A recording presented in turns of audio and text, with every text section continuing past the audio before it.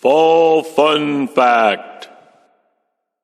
Did you know that when basketball players exaggerate their fall to convince the referees that they were fouled, that's called a flop? Well, now you know. It's draw time with Mr. Mayberry. Time to draw. Hi, I'm Mr. Mayberry. Welcome to Draw Time with Mr. Mayberry, Falltime Edition. It's basketball week on Draw Time, so we're drawing things that have to do with basketball. Today I'm going to show you how to draw a referee's whistle. So let's get started. It's time to draw. Okay, I'm going to start just left of center. And I want to make a vertical line about 1 inch tall. And then I'm going to make a slanted line from the top corner, or the top, to the upper left-hand corner of the paper, that direction. And then another line just like that underneath, starting on the bottom of this line.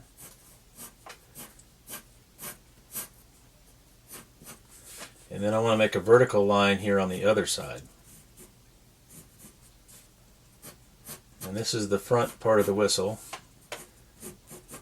and where you blow into. Okay, now for the top edge of the whistle here, I'm going to start in this corner and slant up towards the upper right of the paper. And then I want to start again on the bottom of the line and slant down just slightly towards, basically towards the middle of the paper on the right.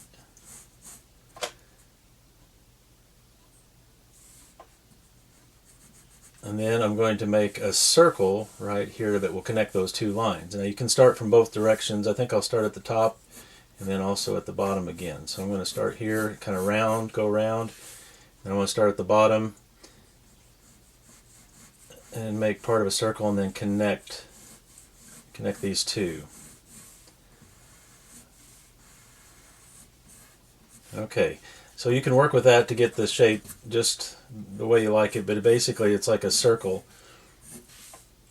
from top to bottom.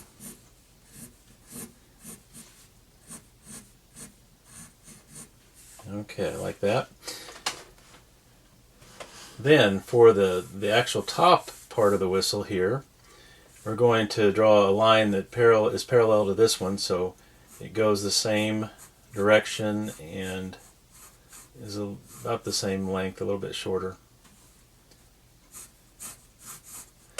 And then we get up about here, we're going to make a line that is parallel to this one. So there's a little bit of a curve, and then it goes that direction. I'm not quite high enough here yet. Let me go up here. Okay, now. And it connects up here at the top over here. So that's gives us the completed whistle shape.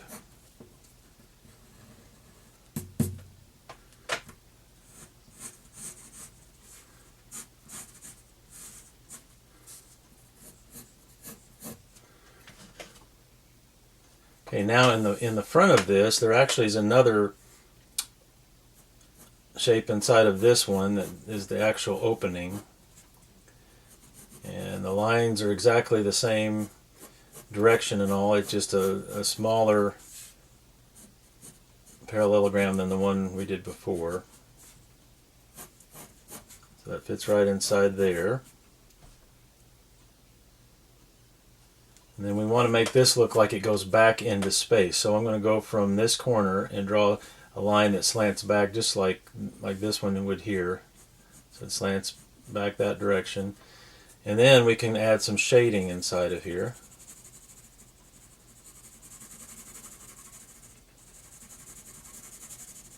Not completely dark, we just want to make it look like it gets darker as it goes further back in.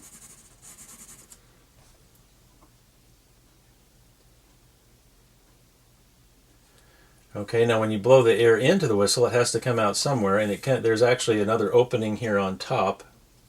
And we're going to start with a line that's parallel to this one, right about here.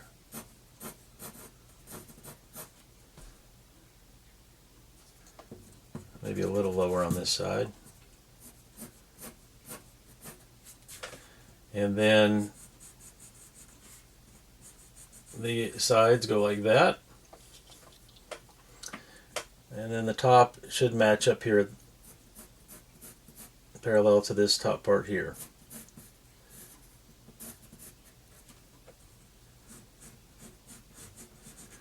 Okay, so this is the opening on the top of the whistle. We want to make another line here. It has an extra piece in there that it slants down, so this is what gives the whistle its sound because of the shape of this opening here and the way the air comes out of the opening. And then back inside here, in this area back in here, there's a little ball, and we can kind of see a little bit of it through this opening. So I'm going to make a curve right here, and that thing moves around inside, and it warbles and makes the whistle have that warbling sound. So I draw that in there, and we want to shade in, kind of like we did in the front, shade over the top of all that. And then on the left side of it, I'm going to make a little darker on this side. So you can see that it's kind of a wooden ball, I think, most of the time, just because of the consistency of that makes it move right and make the right noise.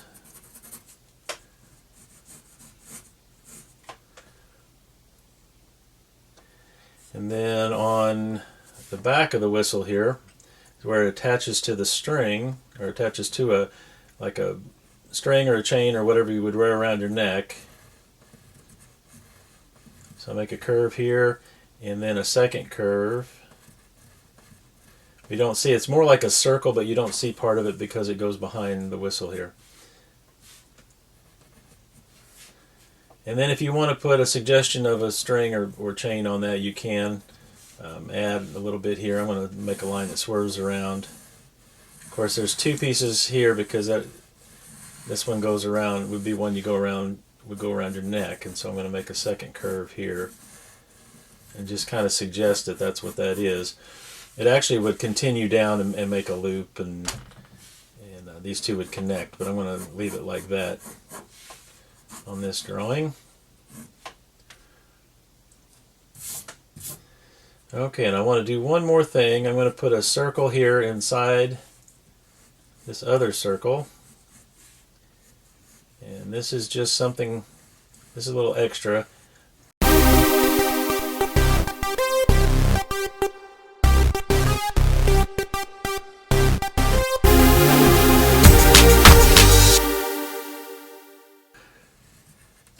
Alright, now go ahead and clean up your drawing, darken any lines that need darkening,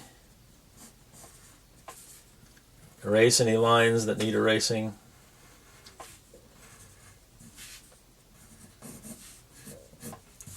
Add color if you'd like. And that's our drawing for today. A whistle. Well, now that you know how to draw a referee's whistle, let me take a moment and talk to you about sportsmanship. Whenever you play in sports, it's always good to follow the rules as best you can, and to be a good sport whether you win or lose. Well, thanks for taking time to draw with me. I hope you'll come back again. And remember, if you want to be a good artist, do a little drawing every day. That's beautiful.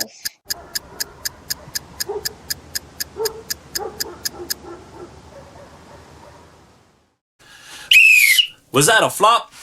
No, it was a flip, flop, a flippity flop, flip, flip, flop, a flip, flop. Okay, I'll stop.